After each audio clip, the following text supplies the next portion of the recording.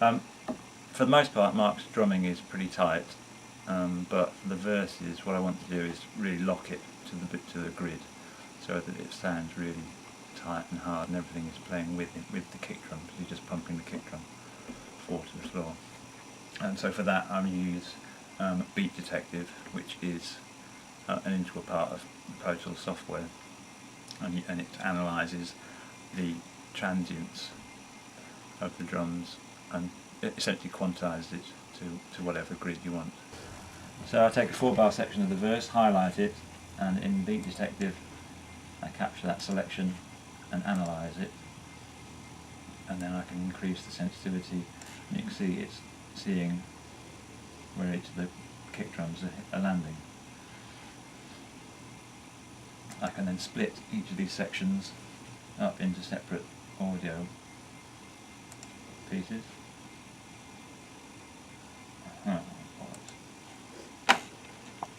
I can then separate each region into little separate audio blocks, and then conform them to the grid, and you see them shift only slightly because he's a pretty tight drummer, but it will just make that much difference.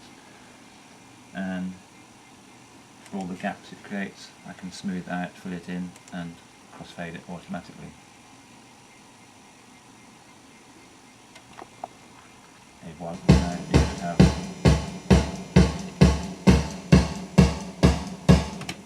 drumming that is superbly in time. Messing around with the timing of the drums after you record everything else is a bit stupid, but we didn't have time during the weekend to actually do this. But what's going to happen is, once I change the timing of the drums in the verse, it's going to impact on the timing of the other instrumentation. So things like the bass, which are also pumping with the drums, are going to be slightly off time. So I have to go through and do the same to the bass. You can hear this now.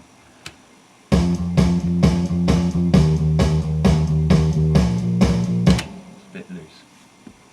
So I just do the same with Beat Detective on the bass.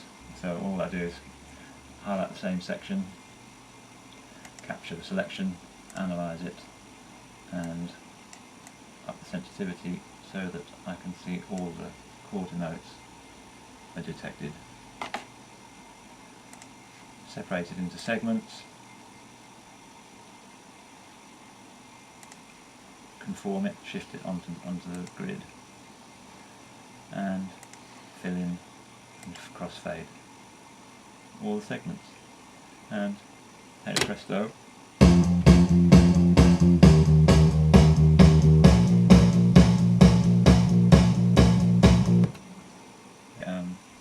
bass locked with the drums.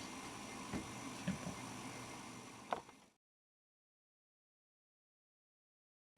On the second day of the recording, we did quite a few lead vocal takes. What I do is I get the Ross to sing from the beginning to the end, all the way down, and record it all. I record maybe 4 or 5 passes, and we did that early afternoon on the Sunday, and I think it was Luke who thought that he wasn't pushing himself enough, particularly in the verses, so we then did another 4 takes towards the end of the day, where he was singing much stronger. So as you can see on the screen here, we've got a whole bunch of lead vocal sources from take 0 up to take 10. And what I do is go through them and piece together a definitive vocal take, which in Pro Tools is very simple, because you have a playlist and all the takes are layered one above each other, and only the one you choose is actually played. So I can go take 3 here, and I can just go straight to take 4, and I can audition each section.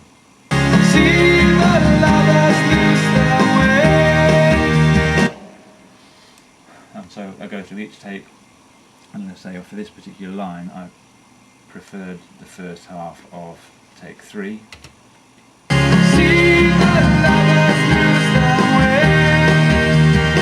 I think the beginning is great, but I don't think it sings very well towards the end.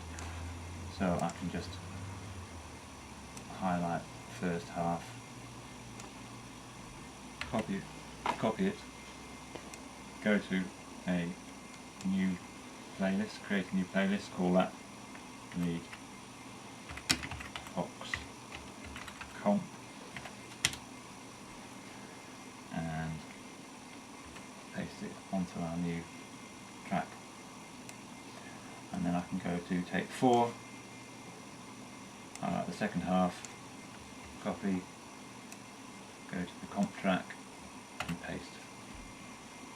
Quick crossfade in between, and we've got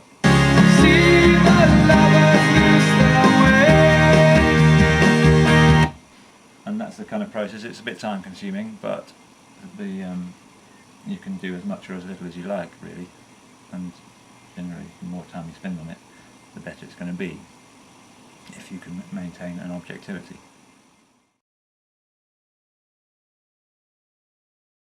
I think nowadays people are so used to hearing things in tune that if a vocal is slightly out of tune, the general listener notices it much more. It's a sad state of affairs, but if you listen to old records, singers are way out of tune, but you should learn to live with it. Now, if you hear on a new record, you find it much harder to learn. So Ross is a good singer. He sings well, sings in tune, gives it a good performance, but there are slight pitch things that can be much better, and with the tools like auto-tune, I can go in and correct these slight imperfections. How much you do is entirely sort of to taste. It's very easy to get carried away with it, a lot of people do, and arguably it kills off a lot of feel. It's really down to taste and personal preference. So what I'll do, I'll take this line that I've just comped and go through how I tune. First of all, I need to create a new track below it, and I'm going to re-record the vocal from this track back onto its own track through the tuner. So I insert a tuner, auto-tune on here,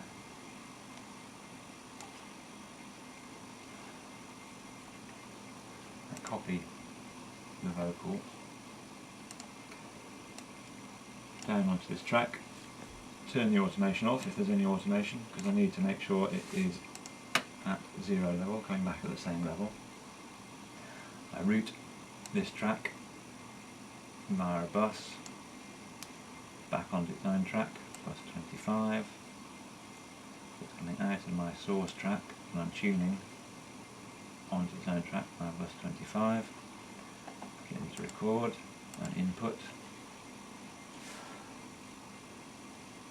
Open the tuner. Now here we are in the tuner. That's the auto mode, where you could just leave it on and it automatically tunes it, but you find that it straightens things out too much. If I go into graphical or manual mode, set it to an instrument, because instruments on the instrument setting tends to be better at detecting pitch for some reason.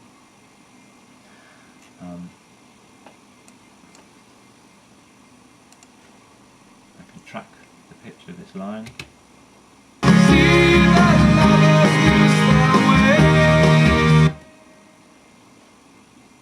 Here we have the readout of how Ross is doing pitch-wise, and as you can see, he's a little bit flat here, a little bit flat here, a little bit flat there, and wavers around on this last note here, the way. So I could go in and I could flatten, make sure everything is perfectly in tune, but actually as you hear it, it's not too bad. I can hear that the first note is out, and I can also hear that, if I play it,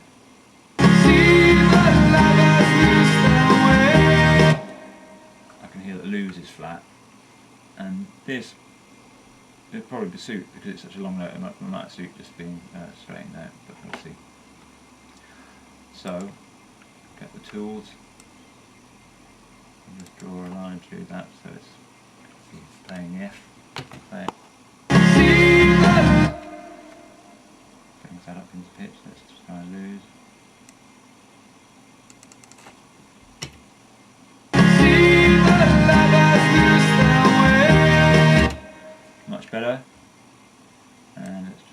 almost my last word.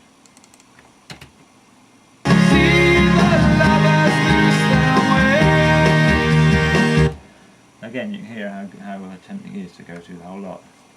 I'd probably leave it at that, but just to show you, I can flatten this one out as well.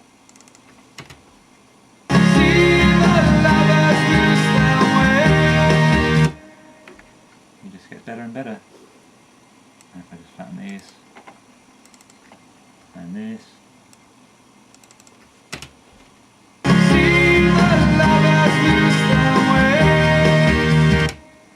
It's now perfectly in tune.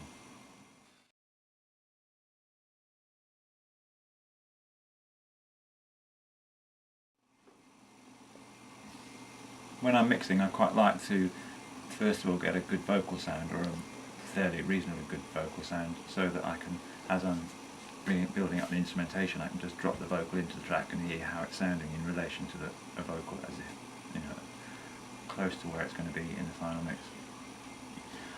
So this here is the vocal. See the lovers lose their way. Naked. Very naked. First I insert a compressor onto it. This is a Fairchild 660 model. It's a great compressor. The real one is an amazing compressor. Originally for mastering, but they're such a smooth, warm valve sound that is so great on vocals. See the lovers lose their way. In solo you can hear it working, but in the track it's just amazing. Next, I insert a compressor, an EQ. This is a Sony Oxford equalizer, Type 3 setting, which is meant to be like a vintage Neve model. See the lovers lose their way. And that's a presence boost around 2 kHz, a shelf boost from 12 kHz, which is just really a very airy sound. And then I've given him a little bit of mid boost for body around 500 Hz, and taken out 1 kHz, just a dB, because it gets a little bit hard at times. And finally I add a little bit of reverb in this end here. See the lovers lose their way. And that is an alti-verb plate. So in the track, let's hear it. See the lovers lose their way. So you can hear that it's maintaining an even level before I do any rides or anything.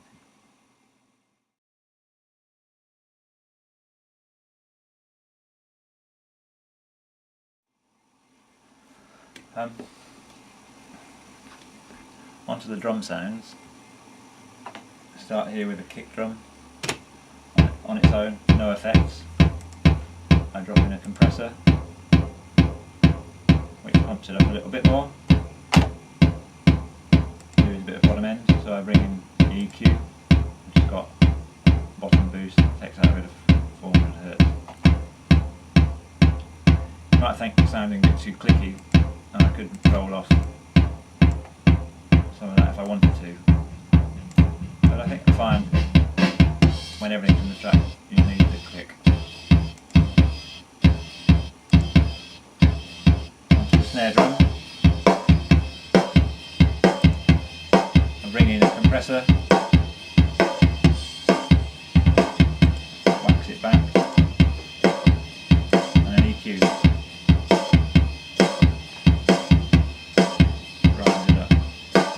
Bottom snare as well. Going back to the chorus.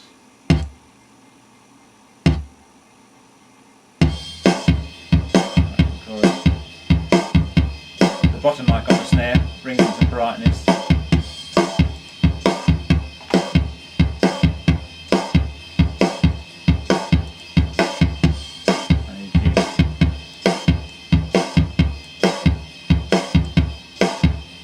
The hi-hat.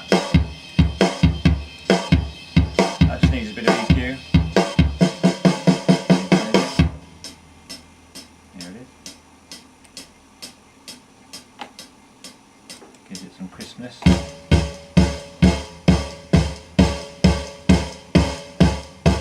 The overheads,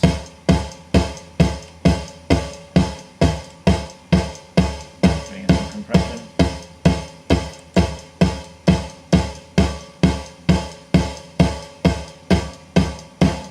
Bring it up so you can hear it. Bring it up so you can hear it. Stop there.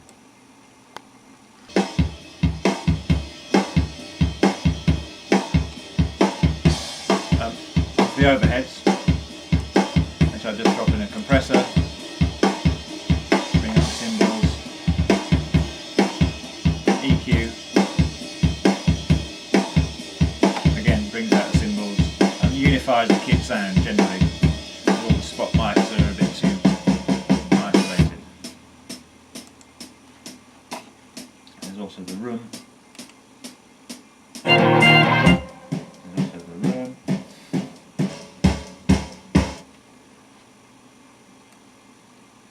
There's also the room, which I use a heavy compression on. Bring a bit of chaos to the proceedings.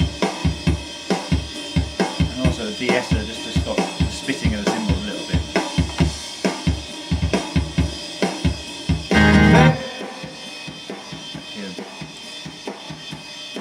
Here's de-esser in action. The hi-hat spitting away, cymbals spitting away.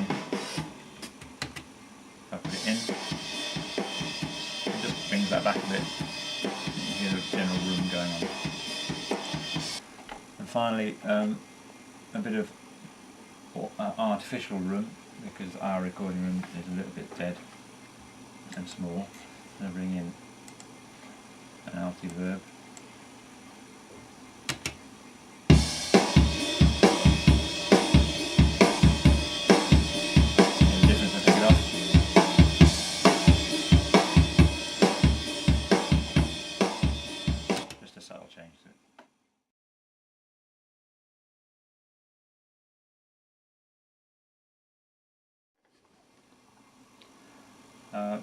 Ross's electric guitar is quite involved.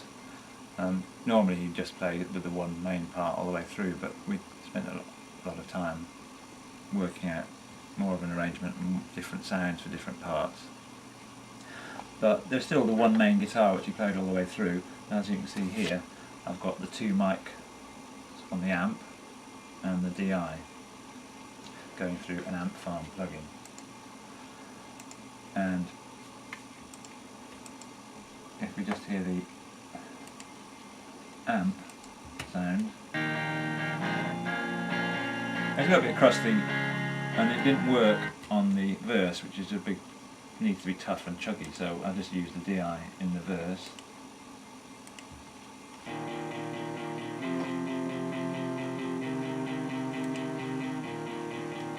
With a Vox AC30 setting, it just keeps it tight and hard, and when the chorus comes along, it switches to the amp sound. So the chorus guitar on its own is a bit jingly jangly sing along. So what I wanted to do was try and pin the part down more, give it more attitude. So Ross played another part which was just outlining the chords through a heavy amp farm. I just used the DI. You can hear that underneath the main guitar.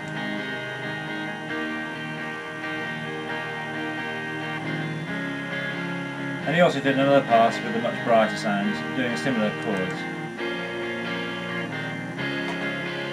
It sounds quite loud at the moment, but it cuts through the mix.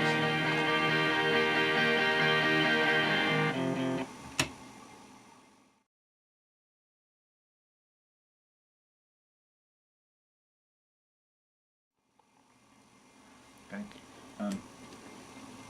Ellie's singing is great. I've put the normal compression and EQ on it, but I also wanted to, because it's a backing vocal, I wanted to glue it into the track and glue it to the lead vocal. So I added a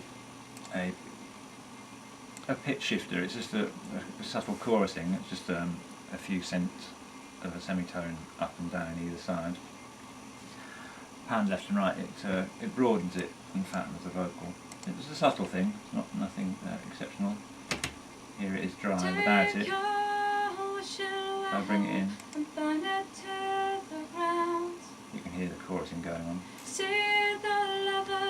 And then some reverb necessary.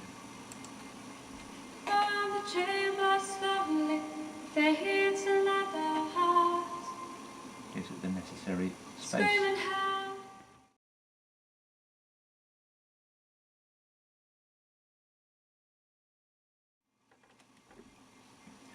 Final little touches to the mix. One idea was to try some sort of subtle delay on Ross's vocal in the verses. I think there's quite a lot of space in it, so if there's something going on interesting around it, it might involve the listener a bit more. So what I've done is taken a long delay, just a quarter note delay, and put it through a bandpass filter. Photographs burning on the side, And also a phaser. regretting the day that captured you and So I. it's very middly, small, and moving around the Shattering place. beams of automated high, I also put a compressor across it, falling away which has been like keyed angels by the will lead vocal, so die. that when the lead vocal is happening, the echo is Take ducked back, your wishing and when he well stops, the echo on comes it up loud. too. This is what it sounds like back in the track. Photographs burning on the side, So something you'll pick up in headphones, or something after a couple of listens you'll hear it. captured you and I. Shattering beams of automated high, falling On the original demo, the band had a bit of reverse stuff going on at the start to bring the track in, and I thought I'd try and do something like that but a bit more interesting. So I've taken elements of Ross's guitars, the lead plink solo sound, and some chords, reversed them and whacked them through a whole bunch of phasers and crystallizers, and it sounds out of flanger.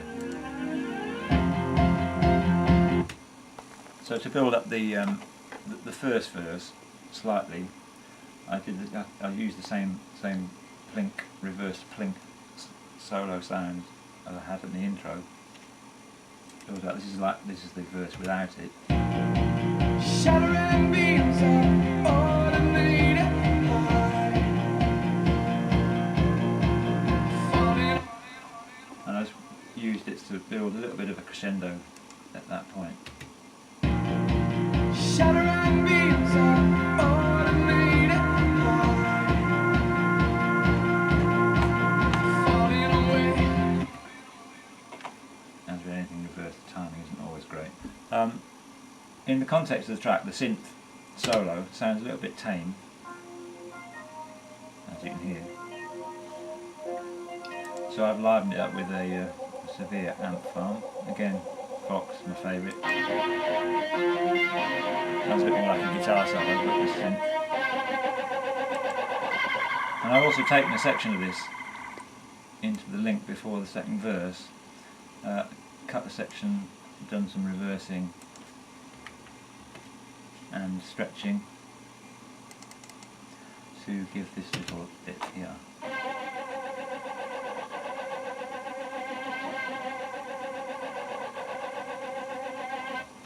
In the track it goes like this.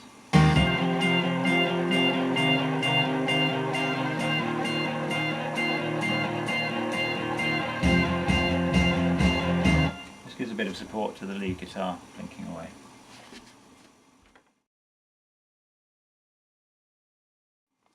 So, having gone through all the editing stage and the toning of all the instruments, it's in a case of balancing it all up, and you can hear the results on the audio on the DVD.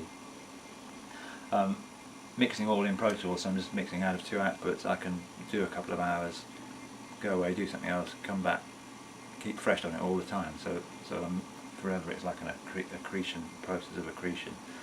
I can't really judge how much time I spent on it. The editing took a day or so, and probably the mix took a day, I would imagine, in all. Cut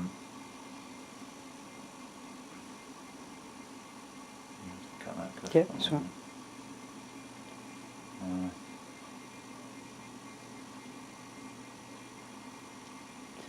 I did a few roughs as we were going along, and MP3'd them to the band. We discussed the merits of them, and made some changes,